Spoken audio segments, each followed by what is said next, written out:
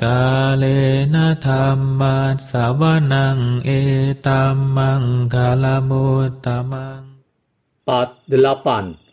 Karma Pencipta Sesungguhnya oleh Dr. Mentimon, BSc Hons Yangon, MSc PhD USA, Mahasadhamma Jotika Daja, penasehat pada Kementerian Urusan Agama, Profesor di Universitas Misionaris Agama Buddha Theravada Yangon, penerbit Yayasan Hadayawatu, hanya untuk kalangan sendiri. Cetakan kedua, Februari 2011, revisi. Bab 6. Apakah karma? Bagaimana karma muncul dari perbuatan dengan pikiran? Seandainya seekor nyamuk menggigit wajah Anda, pikiran tahu bahwa itu sakit, maka kemarahan muncul. Ketika kemarahan atau keserakahan muncul, kegelapan batin juga muncul. Kegelapan batin beranggapan bahwa saya dan nyamuk benar-benar ada, dan bahwa nyamuk menggigit saya sehingga sakit. Jadi kesadaran yang berakar pada kemarahan atau pikiran buruk muncul. Anda menjadi marah, dan marah mempengaruhi pikiran untuk membunuh nyamuk itu. Kemarahan membuat hal-hal yang cocok dengannya, dalam kurung kesadaran dan faktor-faktor batin, menjadi kasar dan kejam. Tapi dia tidak bisa melakukan tindakan membunuh. Adalah kehendak atau cetana yang melakukan tindakan membunuh. Kehendak atau cetana adalah faktor batin yang netral, yang berhubungan dengan setiap kesadaran atau pikiran. Dia menjadi jahat karena pengaruh kemarahan. Untuk memenuhi permintaan kemarahan, kehendak mengatur keinginan untuk membunuh nyamuk itu. Dia bertindak dan mendorong hal-hal yang cocok dengannya untuk melakukan fungsinya, melakukan perbuatan membunuh. Akibatnya, kesadaran menghasilkan kelompok materi yang menggerakkan tangan untuk menepuk nyamuk itu. Matilah si nyamuk. Siapakah yang membunuh nyamuk itu? Tangan yang menepuk nyamuk itu. Sehingga apakah tangan pembunuhnya? Tangan akan berkata, "Saya hanyalah benda. Saya tidak bisa bergerak sendiri. Pikiran menggerakkan saya menepuk nyamuk itu. Saya tidak tahu apa yang dilakukannya." Jadi, tangan bukanlah penjahat sesungguhnya. Jadi, apakah kesadaran atau cita yang menggerakkan tangan adalah pembunuhnya? Kesadaran akan membuat argumen juga. Saya hanya mengetahui objek indera saja. Saya tahu nyamuk menggigit wajah dan sakit. Saya tidak mempunyai maksud untuk membunuh nyamuk itu. Kehendak mendorong saya untuk menggerakkan tangan, sehingga saya hanya menggerakkan tangan saja. Jadi, kita bisa melihat bahwa kesadaran hanyalah kaki tangan, bukan pembunuh sesungguhnya. Jadi, siapa pembunuh sesungguhnya? Adalah kehendak. Karena dia mengatur keinginan untuk membunuh nyamuk itu, dan dia bertindak dan mendorong kesadaran dan hal-hal yang cocok dengannya untuk melakukan fungsinya, melakukan pembunuhan. Kehendak bertanggung jawab dalam mengatur suatu perbuatan dan menyelesaikan perbuatan itu. Sehingga dia disamakan dengan perbuatan dan disebut karma oleh Sang Buddha. Cetanahang bhikkhave kamang wadami. Oh biku, kehendaklah yang aku sebut karma. Cetayitwa kamang karotika yena wacaya manasa. Didorong kehendak, seseorang melakukan perbuatan melalui badan, ucapan, dan pikiran. C. Cerita perumpamaan Raja Gajah Satdan. Setiap kali saya mengajarkan karma, pencipta sesungguhnya, Saya biasanya menceritakan dongeng tentang Raja Gajah Sadan sebagai ilustrasi. Raja Gajah Sadan, seorang bodhisatta dari Buddha Gotama, tinggal di daratan yang sangat luas dikelilingi bukit-bukit di pegunungan Himalaya. Dia mempunyai 2 ratu gajah yang bernama Mahasubhada dan Chula Subhada dan 7.000 pembantu. Semua adalah gajah putih. Pada masa-masa ketika pohon sal tumbuh subur, Sadan membawa 2 ratunya ke bawah pohon sal dan mengguncang cabang-cabang pohon itu dengan belalainya dengan maksud menghujani bunga-bunga sal di punggung mereka. Banyak bunga berjatuhan di punggung Mahasubhada, tapi sekelompok semut merah jatuh di punggung Chula Subhada. Chula Subhada berpikir tidak bijaksana. Raja Gajah lebih mencintai permaisuri daripada aku. Dia menjatuhkan bunga-bunga di punggung permaisuri, tapi dia menjatuhkan semut merah di punggungku. Dia tidak sungguh-sungguh mencintaiku. Dia membenciku dan membuatku malu.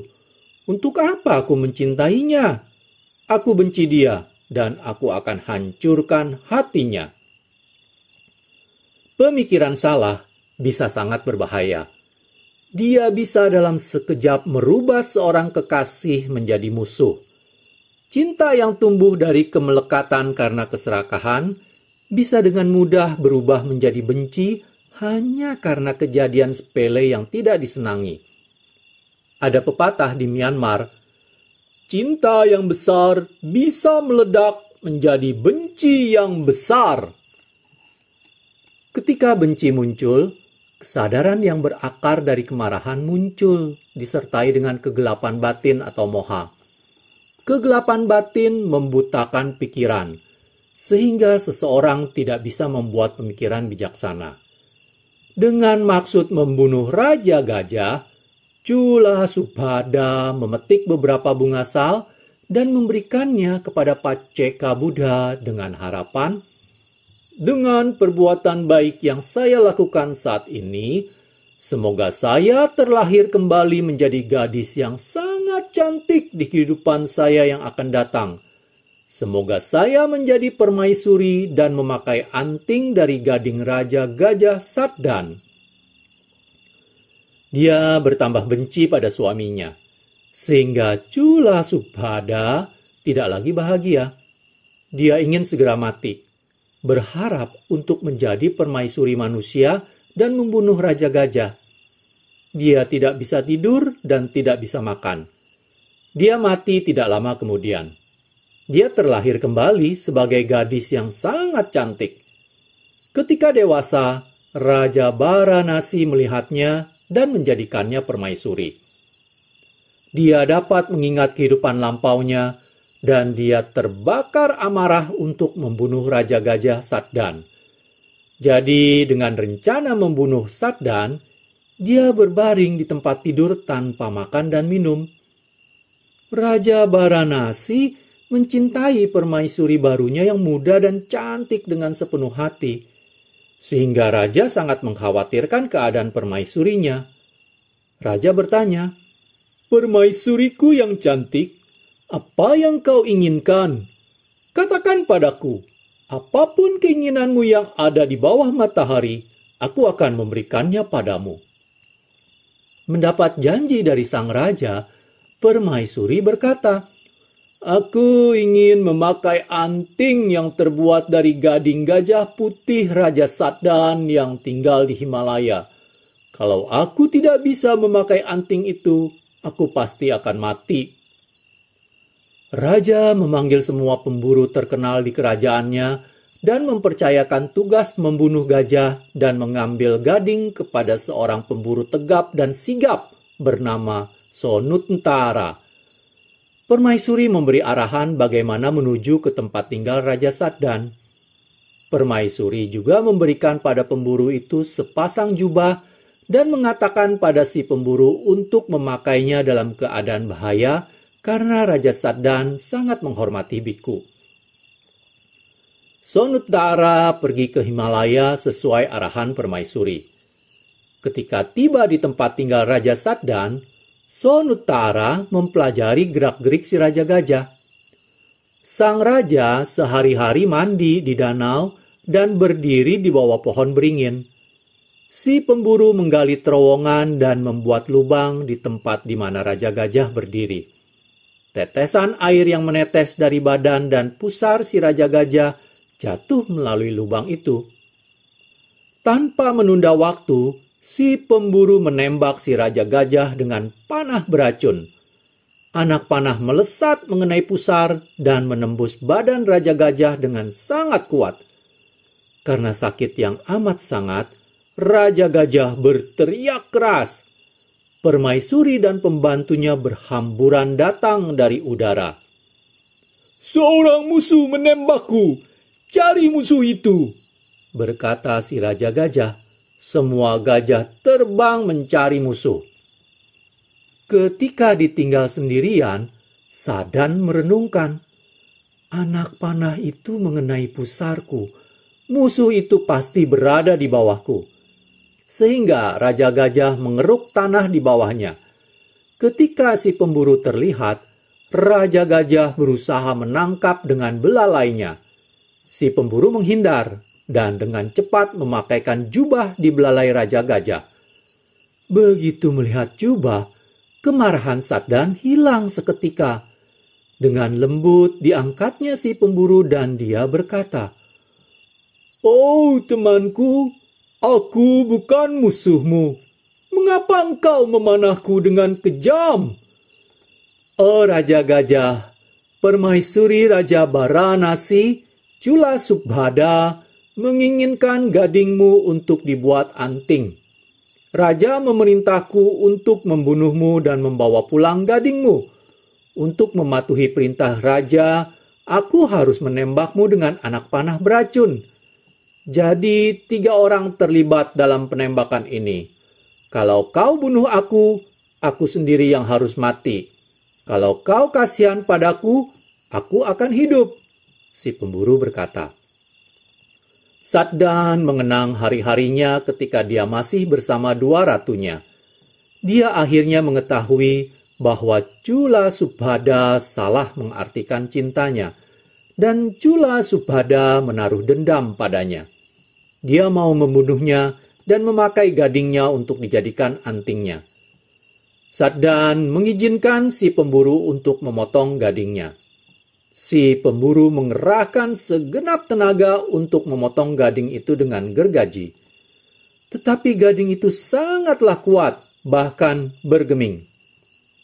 Saddan mengambil gergaji itu dengan belalainya dan memotong gadingnya sendiri.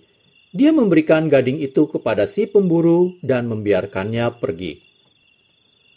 Ketika si pemburu memberikan gading itu kepada raja, dengan senang hati raja memberikannya kepada permaisuri. Dia mendekatkan gading yang putih dan lembut itu di dadanya, memeluknya dengan kedua belah tangannya. Ketika mendengar cerita keseluruhan dari si pemburu bahwa Raja Saddan sendirilah yang memotong gading itu dan memberikan dengan rela kepadanya, sang permaisuri menyadari kesalahannya. Dia mengenang hari-hari indah yang dinikmatinya bersama Raja Saddan. "Aku salah. Raja Saddan tidak membenciku. Dia benar-benar sangat mencintaiku. Dia bahkan memotong gadingnya untuk diberikan kepadaku." Permaisuri terus-menerus memikirkan bagaimana Raja Saddan sangat penuh perhatian dan sangat mencintainya, dan bagaimana dia telah membunuhnya dengan kejam. Penyesalan yang amat sangat muncul dan api kemarahan membakarnya menuju kematian. Di cerita ini ada 3 orang yang terlibat dalam pembunuhan Raja Saddan. Siapakah pembunuhnya? Si pemburu memanah gajah karena dia diperintah oleh raja. Sang raja sebaliknya terpaksa memberikan perintah karena permaisuri kesayangannya mendorongnya untuk melakukannya. Si pemburu ibarat tangan yang membunuh nyamuk. Raja ibarat kesadaran yang menggerakkan tangan untuk membunuh nyamuk. Permaisuri ibarat kehendak yang mengatur keinginan untuk membunuh nyamuk dan mendorong hal-hal yang cocok dengannya untuk melakukan fungsinya melakukan pembunuhan. Permaisuri mempunyai motif untuk membunuh Raja Sadan dan mendorong raja dan pemburu untuk membunuh Sadan. Sehingga permaisurilah pembunuh yang asli, pembunuh sesungguhnya, pelaku utamanya. Demikian juga dalam hal membunuh nyamuk, kehendak adalah pembunuh sesungguhnya dan pelaku utamanya. D. Dua jenis karma. Karma yang muncul bersamaan dan karma yang muncul belakangan. Karma yang muncul bersamaan menyelesaikan suatu perbuatan dan perbuatan itu akan menghasilkan akibat yang sesuai. Seperti yang dinyatakan dalam komentar Abhidhamma, pikiran bisa muncul dan padam silih berganti lebih dari 1 triliun dalam 1 jentikan jari atau dalam 1 kedipan mata. Bermiliar-miliar pikiran muncul dan padam selama perbuatan membunuh nyamuk. Kira-kira setengah dari pikiran ini adalah pikiran yang berakar pada kemarahan atau pikiran buruk. Kehendak yang bersekutu dengan pikiran-pikiran buruk ini melakukan perbuatan membunuh. Mereka ini disebut karma yang muncul bersamaan atau sahajata kama. Konesan berarti muncul bersama, yaitu kehendak dan kesadaran muncul secara bersamaan. Pikiran atau kesadaran dan faktor-faktor batin akan padam segera setelah mereka muncul. Tapi mereka meninggalkan properti mereka di arus batin sebelum mereka padam. Properti-properti ini dirambatkan dari satu pikiran ke pikiran berikutnya. Demikian dikatakan mereka ada di arus batin. Properti kehendak atau properti karma yang ada di arus batin dikenal sebagai karma yang muncul belakangan atau nyana khanika kama. Artinya, waktu mereka terbentuk dan waktu mereka berbuah adalah berbeda. Jadi dua jenis karma terbentuk dalam setiap perbuatan yang disertai dengan kehendak. Kedua jenis karma akan membuahkan hasil yang sesuai. Karma yang muncul belakangan ibarat biji yang tertinggal setelah buah yang masak hancur. Biji bisa menghasilkan tumbuhan baru. Demikian juga, karma yang muncul belakangan bisa memunculkan suatu kehidupan baru. Ketika membunuh seekor ikan, seekor ayam, atau seorang manusia, bermiliar-miliar pikiran yang berakar pada kemarahan muncul dan padam. Kehendak yang bersekutu dengan pikiran-pikiran ini disebut karma yang muncul bersamaan. Ketika kehendak ini padam, mereka meninggalkan properti karma mereka di arus batin. Bermiliar-miliar properti karma ini disebut karma yang muncul belakangan. Begitu pula dengan mencuri atau menipu atau merampok milik orang lain. Bermiliar-miliar pikiran yang berakar pada keserakahan muncul dan padam. Jadi, bermiliar-miliar karma yang muncul bersamaan dan bermiliar-miliar karma yang muncul belakangan akan terbentuk. Dengan kata lain, ketika seseorang melakukan suatu perbuatan baik seperti berdana atau menghormat kepada Sang Buddha atau melakukan meditasi, bermiliar-miliar pikiran baik muncul dan padam. Jadi, bermiliar-miliar karma yang muncul bersamaan dan bermiliar-miliar karma yang muncul belakangan akan terbentuk lagi. Kehendak yang bersekutu dengan pikiran buruk seperti pikiran yang berakar pada kemarahan atau pikiran yang berakar pada keserakahan disebut karma yang muncul bersamaan yang buruk atau karma buruk. Properti karma yang tertinggal di arus batin pada saat kehendak padam disebut karma yang muncul belakangan yang buruk atau karma buruk. Demikian juga kehendak yang bersekutu dengan pikiran baik alam nafsu indera disebut karma yang muncul bersamaan yang baik alam nafsu indra atau karma baik alam nafsu indra. Properti karma yang tertinggal di arus batin ketika kehendak padam disebut karma yang muncul belakangan yang baik alam nafsu indra atau karma baik alam nafsu indra.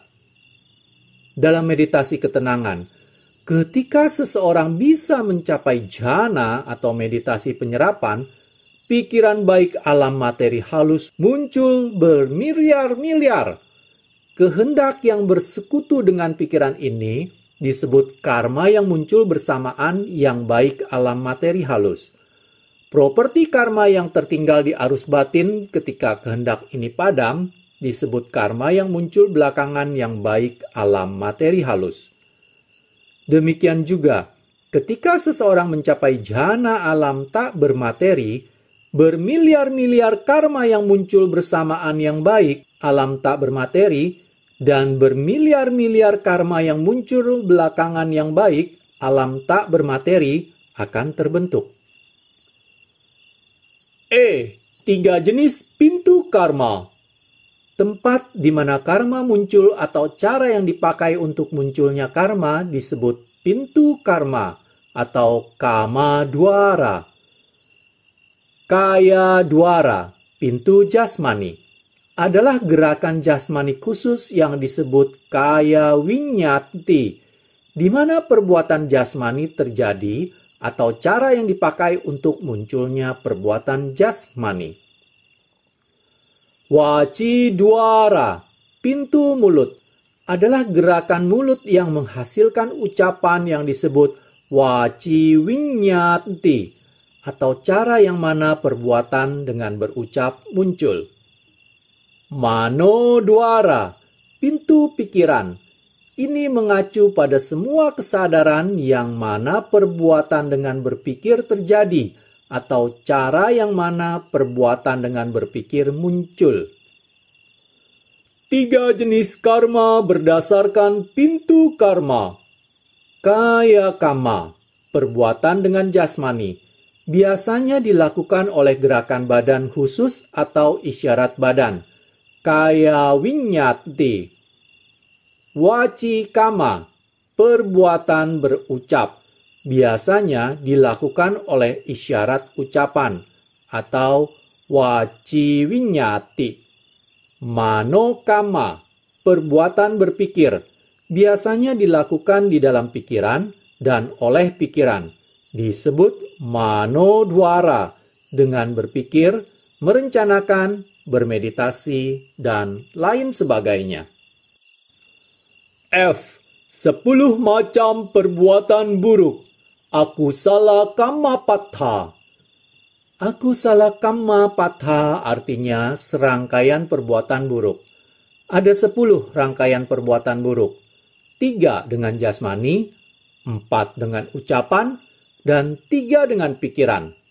Masing-masing rangkaian perbuatan dikenali dari kehendak yang mengawali suatu usaha untuk melaksanakan masing-masing perbuatan.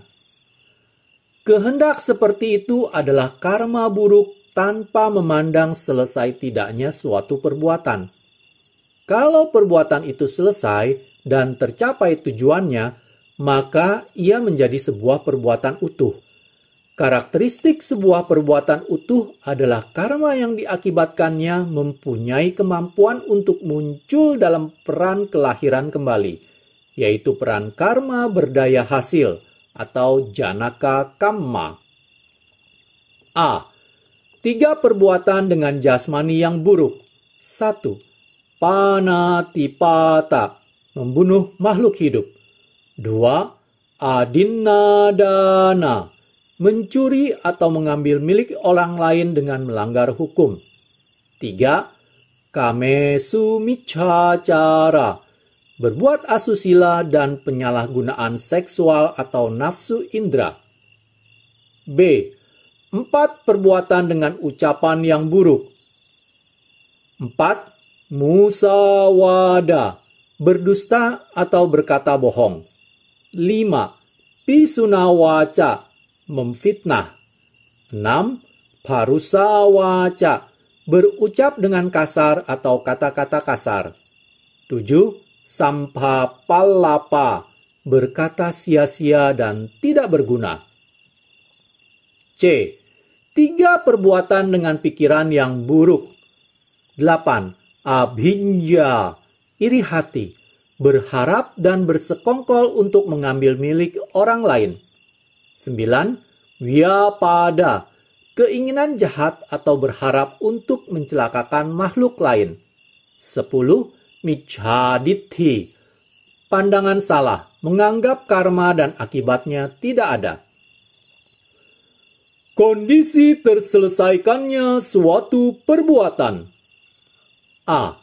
5 kondisi di bawah ini harus ada untuk terselesaikannya perbuatan buruk membunuh adalah: 1. Makhluk hidup. 2. Mengetahui bahwa itu adalah makhluk hidup. 3. Kehendak untuk membunuh. 4. Usaha untuk membunuh. Dan 5. Kematian makhluk hidup itu. Tingkat keburukan tergantung dari kebaikan dan besarnya makhluk yang dibunuh. Pembunuhan seorang yang bermartabat baik atau binatang yang besar dianggap lebih keji daripada pembunuhan seorang yang jahat atau binatang yang kecil. Akibat buruk dari pembunuhan adalah hidup yang pendek, kesehatan yang buruk, kesedihan terus-menerus karena harus berpisah dengan yang dicintai, ketakutan terus-menerus, dan kelahiran kembali di alam-alam sengsara. B. 5 kondisi harus ada untuk terselesaikannya perbuatan buruk mencuri. 1.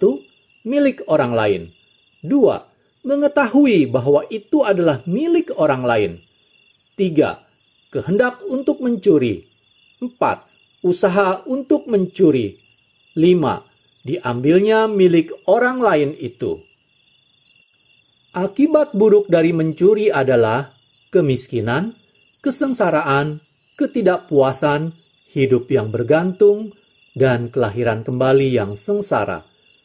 Tingkat keburukan tergantung dari nilai yang dicuri dan martabat si pemilik. Kalau seseorang mencuri uang yang akan didanakan untuk Sang Buddha atau yang sudah disisihkan untuk Sang Buddha, keburukannya sangatlah berat. C. 4 kondisi harus ada untuk terselesaikannya perbuatan buruk asusila. 1. Wanita atau laki-laki yang bukan pasangan nikahnya. 2. Pikiran untuk menikmati. 3. Usaha untuk menikmati. 4. Kepuasan. Akibat buruk dari tindakan asusila adalah: 1. Mempunyai banyak musuh. 2. Tidak sejahtera.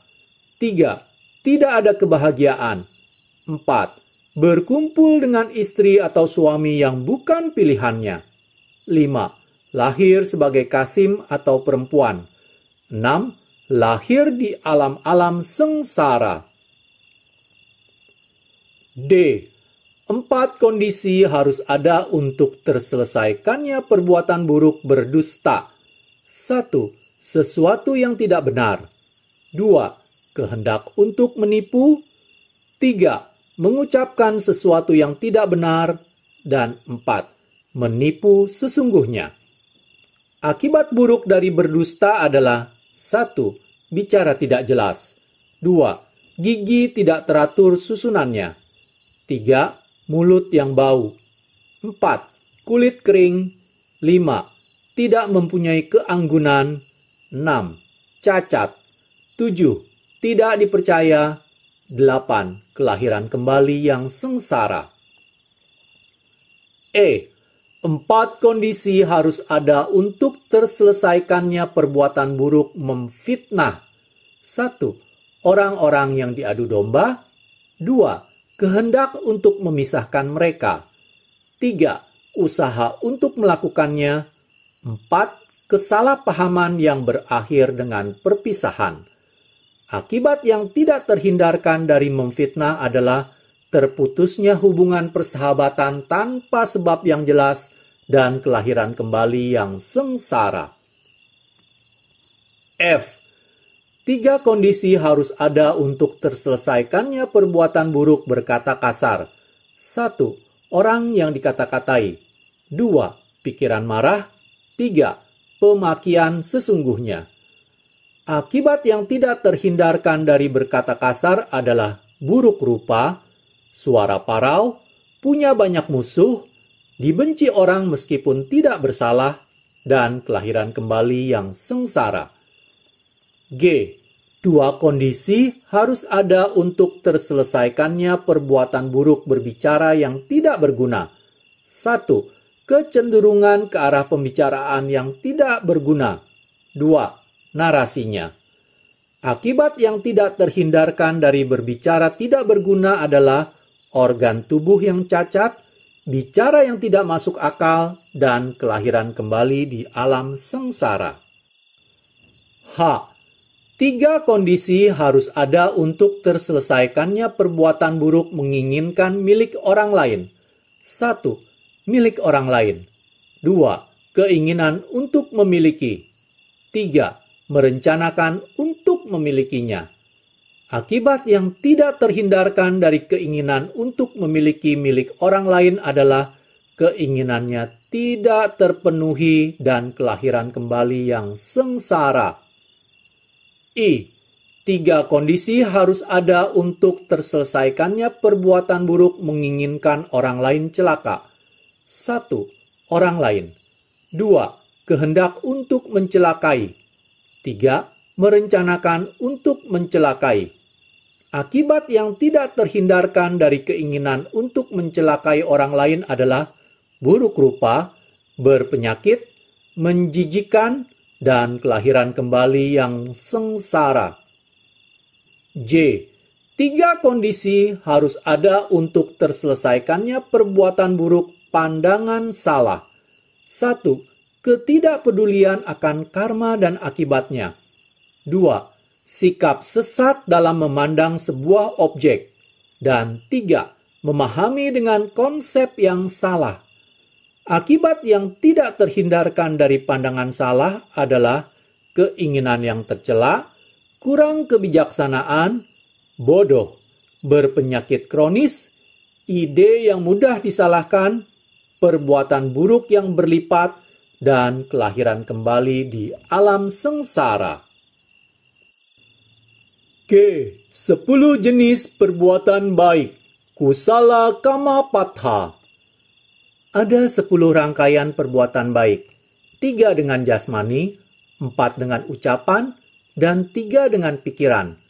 Masing-masing rangkaian perbuatan dikenali dari kehendak yang mengawali suatu usaha untuk melaksanakan masing-masing perbuatan. Kehendak seperti itu adalah karma baik tanpa memandang selesai tidaknya suatu perbuatan. Kalau perbuatan itu selesai dan tercapai tujuan dalam menghindari perbuatan buruk, maka ia menjadi sebuah rangkaian perbuatan utuh, yaitu karma berdaya hasil atau janaka kama dengan potensi untuk menghasilkan kelahiran kembali. 3 perbuatan baik jasmani. 1. Panatipata wirati, menghindari membunuh. 2. Adinadana wirati, menghindari mencuri. 3. Kamesu micacara wirati, menghindari perbuatan asusila. 4 perbuatan baik ucapan. 4. Musawada wirati, menghindari berdusta. 5. Pisunawaca wirati, menghindari memfitnah. 6. Parusawaca wirati, menghindari berkata kasar. 7. Sampapalapa wirati, menghindari berkata tidak berguna. 3 perbuatan baik pikiran. 8. Abhijja, tidak menginginkan milik orang lain. 9. Avyapada, keinginan baik atau tidak adanya niat jahat untuk mencelakai makhluk lain. 10.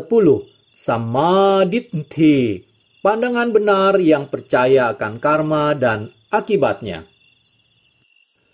Harus dicatat, bahwa 10 perbuatan buruk disebut juga 10 ducarita, yang artinya 10 jenis perbuatan buruk. Sementara 10 perbuatan baik disebut 10 sucarita, yang artinya 10 jenis perbuatan baik. Sangat penting untuk mengetahui apa yang buruk, tidak baik, dan apa yang baik, bagus dari sudut pandang karma dan akibatnya. Perbuatan buruk yang dilakukan dengan pikiran buruk menghasilkan miliaran karma buruk yang membawa miliaran akibat yang buruk.